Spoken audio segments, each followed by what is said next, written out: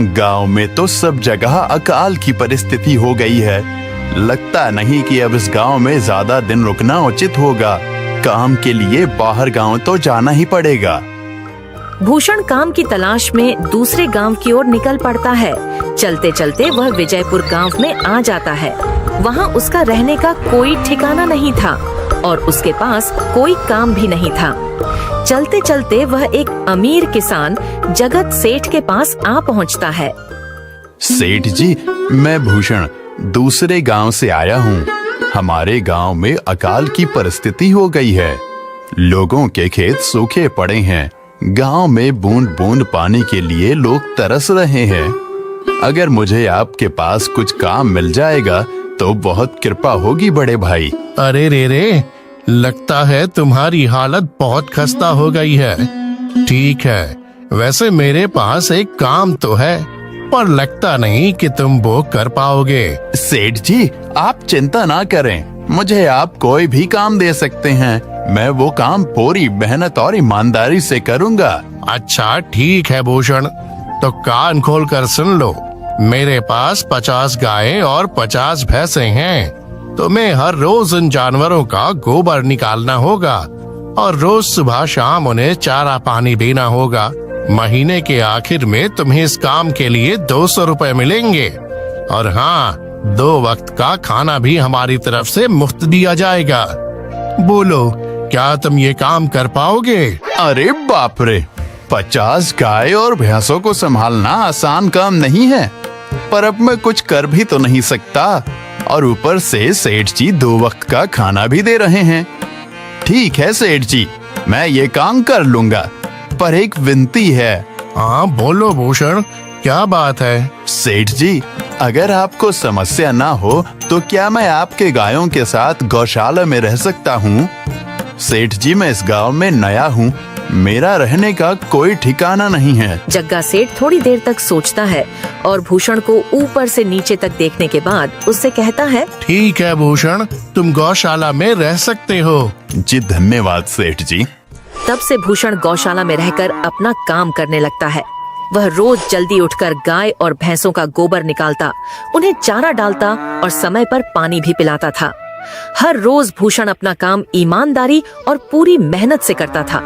जगत सेठ को भी भूषण का काम बहुत पसंद आने लगा, क्योंकि वह अपना काम सफाई से करता था। एक दिन जगत सेठ भूषण को बुलाकर उससे बोलता है, भूषण, मुझे तुम्हारा काम बहुत पसंद आया है। तुम गाय और भैंसों का अच्छा ख्याल रख रहे हो, इसलिए दूध की गुणवत्ता भी बढ़ गई है और गायें पहले से ज्यादा दूध भी दे रही हैं। इसलिए मैं आज से तुम्हारी तनख्वाह बढ़ाकर पूरे 400 रुपए कर रहा हूँ। आपका बहुत बहुत धन्यवाद सेठ जी। कुछ दिन ऐसे ही बीतने लगते हैं। भूषण जगत सेठ के पास बहुत मेहनत और ईमानदारी से काम करता है। धीरे धीरे भूषण के पास अच्छा खासा रुपया जमा हो जाता है, जिससे वह अपने लिए छोटा सा रहने लायक एक कुटिया बनवा लेता है। उस गौशाला में सोकर तो नाक से गोबर की गंध अभी भी नहीं जा रही।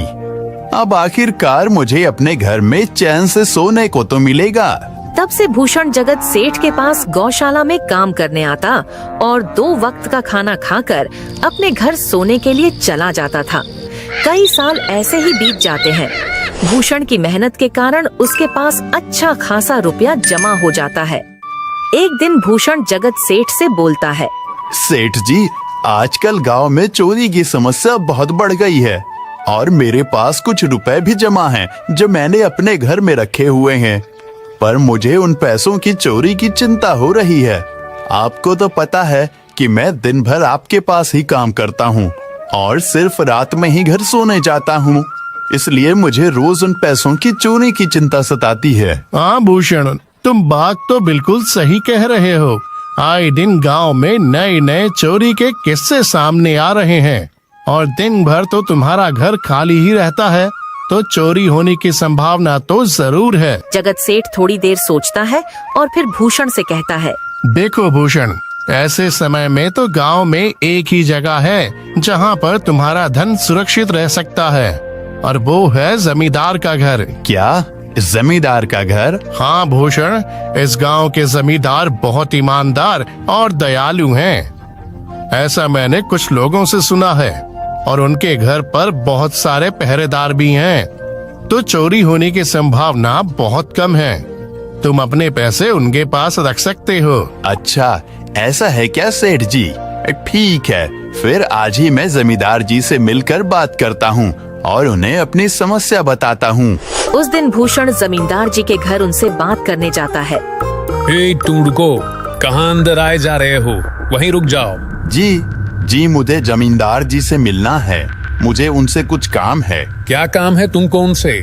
मुझे जरा बताओ। जी, मुझे कुछ पैसे रखवाने थे उनके पास, यही काम के लिए आया था मैं। अच्छा ठीक है, तुम अंदर जा सकते हो। नमस्ते जमींदार जी, मैं भूषण जगत सेठ के यहाँ काम करता हूँ। कुछ साल पहले ही मैं दूसरे गांव से यहाँ आया हूँ। अच्छा भूषण, बोलो तुम्हारा क्या काम है मेरे पास? जमींदार जी, मैं सालों से जगत सेठ के पास काम कर रहा हूँ और मैंने कुछ रुपए भी जमा कर लिए हैं, पर बात यह है कि गांव में चोरी की समस्या बहुत बढ़ गई है, तो मुझे अपने रुपए घर में रखने से डर लग रहा है। अच्छा, कितने रुपए जमा किए हैं तुमने? जमींदार जी, यही कोई 5 से 6 हजार रुपए होंगे मेरे पास। वाह, ये तो बड़ी रकम है। मैंने आपकी ईमानदारी के बारे में लोगों से बहुत सुना है, इसलिए मैं अपनी रकम आपके पास कुछ वक्त के लिए रखने आया हूँ। हाँ भूषण, तुमने बिल्कुल सही सुना है। तुम्हारी रकम मेरे पास पूरी तरह से सुरक्षित रहेगी। तुम अब चिंता ही छोड़ दो, मैं सब देख लूंगा। भूषण अपने पैसों की थैली जमींदार को दे देता है। ये पूरे 5,800 रुपए हैं, आप गिनकर देख लीजिए।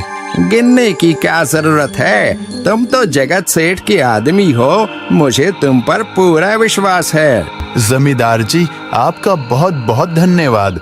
अब मुझे चोरों का कोई डर नहीं है, क्योंकि मेरे पैसे सुरक्षित हाथों में हैं। अरे भूषण, कोई बात नहीं, धन्यवाद तो मुझे बोलना चाहिए, जो तुम मेरे पास आए अपने रुपए रखने के लिए। भूषण अपने पैसे जमींदार को देकर अपने घर चला जाता है। हाँ भूषण, तुम्हारे पैसे मेरे हाथों में ही अच्छे लगते हैं। ऐसे ही भूषण ईमानदारी और मेहनत से जगत सेठ के यहाँ काम कर रहा था। देखते ही देखते 2 साल ऐसे ही बीत जाते हैं। एक दिन भूषण सोचता है, अब बहुत साल हो गए जगत सेठ के यहाँ काम करते हुए। वैसे सेठ जी तो बहुत अच्छे इंसान हैं, पर सोच रहा हूँ कि खुद की जमीन लेकर उस पर मेहनत करूँ, तभी मैं बड़ा आदमी बन सकता हूँ।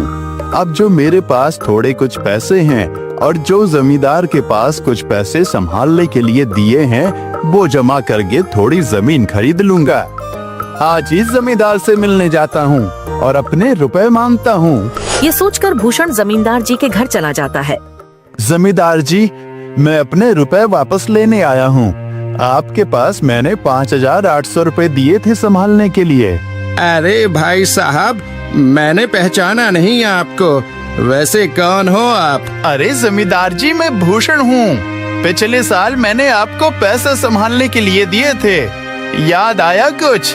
अरे भाई साहब, मेरे पास कितने सारे लोग आते जाते हैं पैसे रखने के लिए, और सभी के साथ मेरा अच्छा व्यवहार होता है। वैसे आपके पास कोई कागजात हैं क्या? क्योंकि मैं हर व्यक्ति से कागज पर ही व्यवहार करता हूँ। किसने कितने पैसे दिए, किसके कितने पैसे रखे हैं, सबका व्यवहार रहता है मेरे पास। जमींदार जी, ये आप क्या बात कर रहे हैं?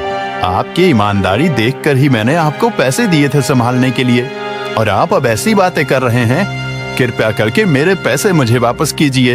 हाँ भूषण, मैं ईमानदारी से ही काम करता हूँ, इसलिए तो तुमसे मैं डॉक्यूमेंट्स मांग रहा हूँ। क्या तुम्हें पता नहीं, जब तुम किसी से पैसों का व्यवहार करते हो तो तुम्हें स्टाम्प पेपर पर लिख कर देना पड़ता है।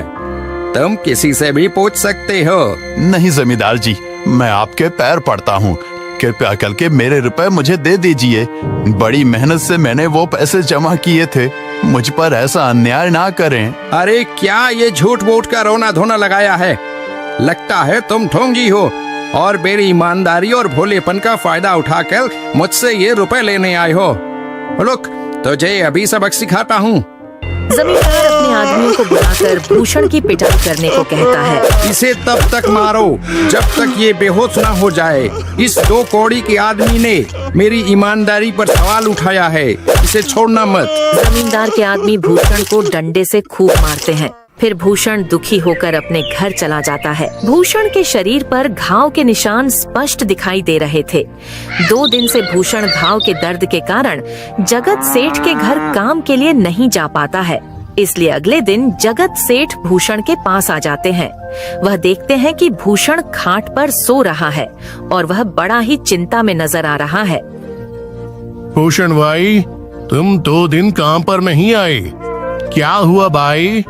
तबीयत ठीक है ना तुम्हारी? कुछ समस्या है क्या? अरे सेठ जी, आप खुद यहाँ आए हो। आप खबर भिजवाते तो मैं खुद चला आता। अरे भूषण, कोई बात नहीं, तुम्हें देखकर लगता है तुम बीमार हो।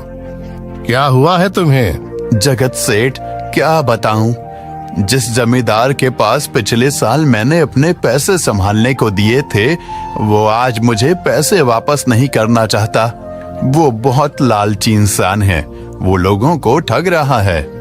और जब मैंने बाद में गिड़गिड़ाना शुरू किया तो उसने डंडे से मार मार कर मेरी पिटाई करवा दी और मुझे वहां से धक्के मार कर निकाल दिया।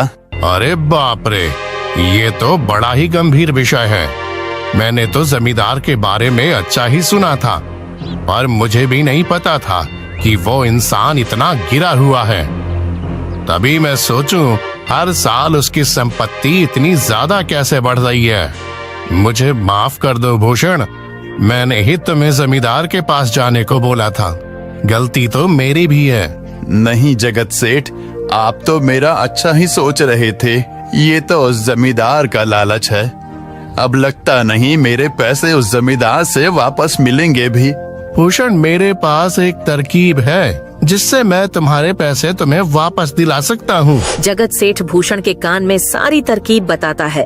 ठीक है सेठ जी, हे ऊपर वाले, ये तरकीब कामयाब होने दीजिए। अगले दिन जगत सेठ बहुत सारे पैसों को एक सूटकेस में भरकर खुद जमींदार के घर जाता है। अरे जगत सेठ, आज आप खुद यहाँ? बोलो भाई, इस गरीब के घर कैसे आना हुआ? हमारा तो ये सौभाग्य है कि आप जैसे धनी आदमी के चरण हमारे घर में लगे हैं। नमस्ते जमींदार जी। अरे जमींदार जी, आप तो मुझे अब लज्जित कर रहे हैं। वैसे मैं कुछ महीनों के लिए दूसरे राज्य में व्यापार करने जा रहा हूँ। मैं ये लगभग 50,000 रुपए लाया हूँ। मुझे डर है कि कहीं ये चोरी ना हो जाए। क्या आप मेरे सारे पैसे अपने पास संभाल कर रख सकते हैं? आपके सिवाय इस गांव में और किसी पर भरोसा नहीं कर सकता। अरे जगत सेठ, ये भी कोई पूछने की बात है? मेरे पास आपके पैसे बिल्कुल सुरक्षित रहेंगे। आप निश्चित होकर व्यापार करने जा सकते हैं। इस बार तो बड़ी मछली हाथ लगी है। बार बार ऐसा मौका नहीं मिलता। भारी माल हाथ में लगने वाला है। तभी वहाँ पर भूषण आ जाता है। अरे भूषण, तुम? अच्छा हुआ तुम आ गए। मैं तुम्हारे पास ही आने वाला था। मुझे माफ करना, उस दिन तुम्हें पहचान नहीं पाया। इतने सारे लोग मेरे पास आते हैं तो जरा परेशानी होती है, पर मैं अपनी बातों का बड़ा पक्का हूँ। हाँ रुको, मैं तुम्हारे सारे पैसे अभी देता हूँ। जमींदार भूषण के सारे पैसे उसे लौटा देता है। माफ करना भूषण, मेरे आदमियों ने तुम्हारे साथ उस दिन बदतमीजी की। मैं आज ही उनको काम से निकालता हूँ। भूषण बिना कुछ बोले वहाँ से चला जाता है। अरे क्या बात है जमींदार जी, आप तो अपने बातों के बहुत पक्के हैं। तो ठीक है, मैं अपने सारे पैसे आपके पास रख सकता हूँ। जगत सेठ इतना बोल ही रहा था कि तभी वहाँ जगत सेठ का नौकर आ जाता है। मालिक, अब आपको बाहर के राज्य में जाने की कोई जरूरत नहीं है। अभी अभी व्यापारियों का संदेश आया है और उसने कहा कि वो खुद हमारे गांव आ रहे हैं। अरे ये तो बहुत बढ़िया बात हुई। अब मुझे इतनी दूर नहीं जाना पड़ेगा। सुन रहे हो जमींदार जी, व्यापारी यहाँ आ रहे हैं। अब मुझे नहीं लगता कि ये पैसे आपके पास रखने का कोई मतलब होगा। चलो, आपका बहुत बहुत धन्यवाद। आपने इतनी ईमानदारी दिखाई मुझे। हाँ, पर अगली बार जरूर